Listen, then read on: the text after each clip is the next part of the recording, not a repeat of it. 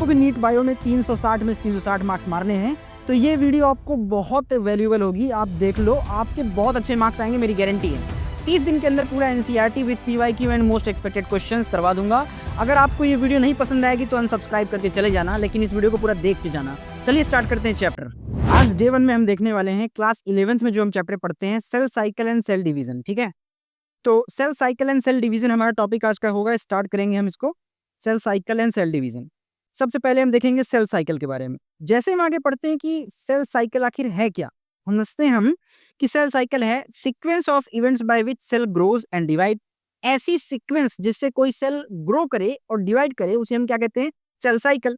अब cell cycle जो कि दो फेज में, सेल साइकिल का मेजर दो फेज होता है। पहला फेज होता है हमारा इंटरफेज और सेकंड फेज होगा हमारा एम फेज। जो पहला फेज है हमारा interphase, this interphase is also known as longest phase. इसको हम क्या कहते हैं, इंटरफेज को हम बोलते हैं लॉन्गेस्ट फेज होता है। क्यों? Because interphase is consist of three parts. कौन कौन से भाई? G1, S, G2। G1 phase, S phase and G2 phase. Characteristic इनकी बात करूं, कैरेक्टरिस्टिक्स की, तो G1 is also known as cell growth phase. ठीक है, एंड S फेज में डीएनए रेप्लिकेशन होता है, सही है क्या? और G2 में प्रोटीन सिंथेसिस होता है। याद रखिएगा, हम एकदम क्रिस्प फॉर्म में पढ़ रहे हैं और क्वेश्चन भी देखेंगे लास्ट में, तो प्लीज इस वीडियो को पूरा देख के जाना, छोड़ना मत। ठीक है, देन हमारा सेकंड मेजर फेज आता है, सेकंड मेजर फेज जिसमें हम देखने वाले हैं क्या, एम फेज, यानी कि हमारा माइटोसिस फेज। ठीक है, अब इस एम फेज में हम देखेंगे क्या, एम फेज में होता है एक्चुअल डिवीजन। मतलब ये सब अब यहाँ पे प्रॉपर सेल अलग हो जाएगी। ठीक है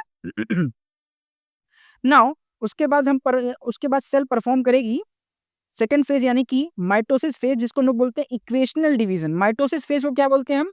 mitosis phase is also known as equational division. क्यों? अभी हम देखेंगे। देखो, जो कि सिर्फ और सिर्फ सोमैटिक सेल्स में होती है। ठीक है, अब ये सोमैटिक सेल्स क्या है? सोमैटिक सेल्स, देखो, सोमैटिक सेल्स ऐसी सेल्स जो हर जगह पाई जाए, which is found in everywhere. जो हमारी बॉडी में कहाँ, एवरीवेयर, जो हर जगह पाई जाए, एक्सेप्ट कहाँ छोड़ के, रिप्रोडक्टिव ऑर्गन्स को छोड़ के जो हर जगह की सेल में पाई जाएगी वो है हमारी सोमैटिक सेल्स। ठीक है, अब देखो इसमें भी फेज, इसमें कौन कौन से फेजेस आएंगे? इसमें हमारे पास टोटल 4 फेज होते हैं। पहला है हमारा प्रोफेज। ठीक है, अच्छा यहाँ पे कैरेक्टरिस्टिक्स याद रखिएगा। प्रोफेज में कौन कौन से कैरेक्टर्स होते हैं? प्रोफेज जो है कैरेक्टराइज होता है किसके लिए? Before the chromosome condense. यानी कि अगर बात आएगी कि क्रोमोसोम कंडेंस हो रहा है, कौन से फेज में हो रहा है, तो आप बताना प्रोफेज में। ठीक है, सेकंड फेज है हमारा मेटाफेज, और metaphase is characterize for chromosome align होते हैं यहाँ पे इक्वेटर पे, यहाँ पे क्रोमोसोम इक्वेटर पे है ना। ठीक है, वो 90 डिग्री जो है स्पिंडल फाइबर के थ्रू अपोजिट पोल्स पे अलाइन हो जाते हैं। देन हमारा थर्ड फेज आता है एनाफेज। एनाफेज क्या है? This is sister chromatid separation. यहाँ पे सिस्टर क्रोमेटिड सेपरेट होंगे। कैसे? थोड़ा सा मैं बता दे रहा हूँ, बट आप डिटेल देख लो डिटेल लेक्चर में। ये ऐसा है हमारा क्रोमोसोम। ठीक है, कुछ ऐसा क्रोमोसोम है। ठीक है, अब ये क्रोमोसोम अलग हो रही है यहाँ से। ठीक है, ऐसा, तो ये क्या बचा, यहाँ पे कुछ ऐसा दिखेगा आपको। ठीक है, ये अपोजिट पोल पे चली गई और इधर हमारे को अपोजिट पोल दिख गया, कुछ ऐसा। ठीक है, ये सेपरेशन। देन आता है हमारा थर्ड फेज, जो कि हमारा टीलोफेज। टीलोफेज क्या है? टीलोफेज में क्या होता है? न्यूक्लियर मेम्ब्रेन का रीफॉर्मेशन होता है, यानी कि न्यूक्लियर मेम्ब्रेन फिर से बनती है, रिफॉर्म करती है। रिजल्ट की बात है, रिजल्ट बहुत जरूरी इसका जानना। रिजल्ट क्या है? रिजल्ट यहाँ पे 2 आइडेंटिकल डॉटर्स आपको लिखेंगे। रिजल्ट क्या है? यहाँ पे आपको 2 आइडेंटिकल डॉटर सेल्स देखने को मिलेंगे।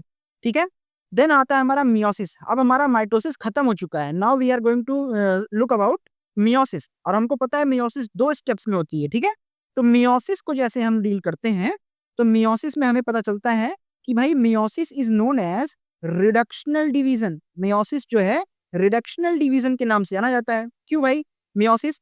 अच्छा, मियोसिस कहाँ? सिर्फ जर्म सेल्स में, जर्म सेल्स में सिर्फ पाई जाएगी। जर्म सेल्स मतलब अभी मैंने बताया था थोड़ी देर पहले, only and only in reproductive tracts, sorry reproductive organs. ठीक है, जो कि सिर्फ और सिर्फ रिप्रोडक्टिव ऑर्गन्स में ही पाए जाते हैं। ठीक है, now talking about the first meiosis first phase. Meiosis first के जो कैरेक्टरिस्टिक्स हैं वो बहुत इंपॉर्टेंट हैं, क्योंकि देखो अक्सर जो कंफ्यूजन होती है ना इसी में होती है। तो हम बात करें जब नेक्स्ट फेज की, तो देखो मियोसिस फर्स्ट में हमको देखने को मिलेगा होमोलोगस क्रोमोसोम सेपरेशन। यहाँ पे होमोलोगस क्रोमोसोम सेपरेट होंगे, होमोलोगस, ठीक है। और यहीं पे आपको क्रॉसिंग ओवर भी दिखेगा, ठीक है। और ये किसमें, पैकाइटीन स्टेज में। आगे जब हम सेकंड स्टेप पढ़ेंगे तो वहाँ पे हम पढ़ेंगे, ठीक है, डिप्लोटीन वगैरह सब, तो वहाँ पे हमें ये क्लियर होगा। जैसे हम आगे बढ़ते हैं मियोसिस सेकंड में, अब मियोसिस सेकंड की देखो, मियोसिस सेकंड की बात करते हैं तो ये सिमिलर है किसके, meiosis second is similar to mitosis. ये असर्शन रीजन में या फिर कह सकते हो स्टेटमेंट बेस्ड क्वेश्चन में आ सकता है क्या, कि मियोसिस सेकंड का अच्छा, ये पूछ सकता है कि which phase of meiosis is characterized by the mitosis, तो कह सकते हो आप मियोसिस 2, ठीक है। देन हमारा आता है सिस्टर क्रोमैटिड सेपरेशन, इसमें होता है। देन रिजल्ट बहुत इंपॉर्टेंट है, इसलिए मैंने इसको हाईलाइट अलग से कर रखा है। रिजल्ट क्या है यहाँ पे 4 सेल्स मिलेंगी आपको, 4 हेप्लॉइड सेल्स मिलेंगी। मतलब कैसी, 4 हेप्लॉइड सेल्स कैसी, सॉरी, 4 हेप्लॉइड सेल्स यहाँ पे कैसी मिलेंगी आपको, n+n+n+n, ठीक है।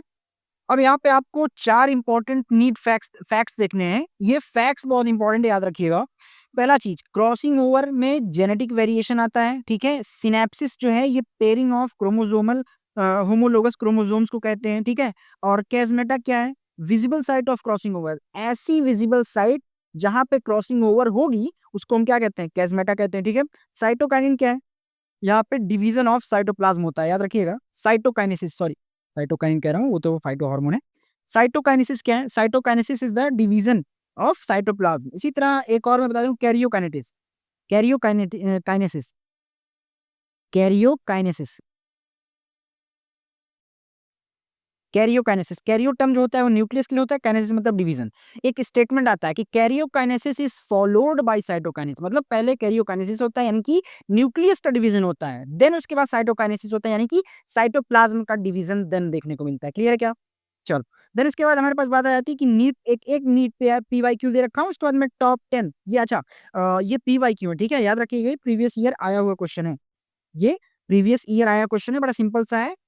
यहाँ पे आप इसको तो देख ही सकते हो। यहाँ पे crossing over occur in which stage question आया, अभी हमने देखा पेकाइटिन होता है, तो ऑप्शन बी मारो, सही है, ठीक है। चलो, अब आप लोग के लिए मैं, अच्छा, एक और वन लाइनर रिवीजन देख सकते हो यहाँ पे, जो हमने अभी देखा उसका एक वन लाइनर रिवीजन देख लो। क्या इंटरफेस, क्या इंटरफेस में क्या होगा, ग्रोथ होगा और डीएनए का रेप्लिकेशन होगा। माइटोसिस में क्या होगा, ग्रोथ होगा, रिपेयरमेंट होगा। मियोसिस में गैमीट फॉर्मेशन होगा। और 2n को, 2n मतलब 2n क्या है, n in meiosis, 2n is equals to n in meiosis, ठीक है, एक सिंगल। मतलब कि मियोसिस में क्या है, अलग अलग सेपरेशन n+n करके, है ना। और माइटोसिस में क्या, 2n है। क्लियर है, चलो। अब हम आपके लिए 3-3 सेकंड का टाइम देंगे, ईमानदारी से 3 सेकंड के अंदर रिस्पॉन्स आपको करना है। 10 PYQ जो कि बहुत एक्सपेक्टेड भी है और आए हुए भी हैं, कहीं ना कहीं किसी ना किसी ईयर ये मिले हैं, ठीक है, चाहे वो एम्स में चाहे नीट में कहीं तो दिखे हैं, ठीक है। पहला क्वेश्चन है हमारा, longest phase of cell cycle. 3 second में वेट करूंगा। जैसे हम बात करते हैं तो अब आपका आंसर कौन सा दिखेगा, आंसर हमको देखने को मिलेगा G1, यानी कि ऑप्शन 1। जब हम इसको स्टेप को हटाते हैं तो दिखेगा हमें आंसर कौन सा है, G1। क्लियर है, चलो। देन सेकंड क्वेश्चन आते हैं, सेकंड क्वेश्चन है हमारा, DNA replication. DNA replication occur in which phase, time लो, take your time, 3 seconds. DNA replication कहाँ होता है, अभी बताया था, तो option B is right answer, यानी कि DNA replication will occur in S phase. Clear है क्या, क्वेश्चन नंबर थर्ड लो, 3 सेकंड लो, क्रॉसिंग ओवर टेक्स प्लेस। अभी हमने पढ़ा था क्रॉसिंग ओवर कहाँ होता है, अभी देखा था हमने, पेकाइटिन, ऑप्शन बी सही होगा, option B is right answer. Question number 4 पढ़िए, साइनेप्सिस मीन, साइनेप्सिस का मतलब क्या होता है, अभी हमने देखा था, साइनेप्सिस का मतलब क्या होता है, टेक योर टाइम, जल्दी। जी हाँ, बिल्कुल, ऑप्शन बी सही होगा, पेयरिंग ऑफ होमोलोगस क्रोमोसोम, यानी कि option B is right answer, ठीक है। Then next question, mitosis occur in, mitosis कहाँ पे होगा, जल्दी बताइए, माइटोसिस कहाँ होगा, ऑब्वियस बात है सोमैटिक सेल्स में, ठीक है। The next question, question number 6, number of daughter cells formed in meiosis. याद करो, n+n+n+n, यानी कि कितना, 4 डॉटर सेल्स, यानी कि 4 डॉटर सेल्स। क्लियर है क्या। Number 7, chiasmata are formed in during, chiasmata are form during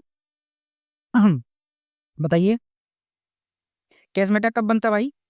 during diplotene stage, ठीक है।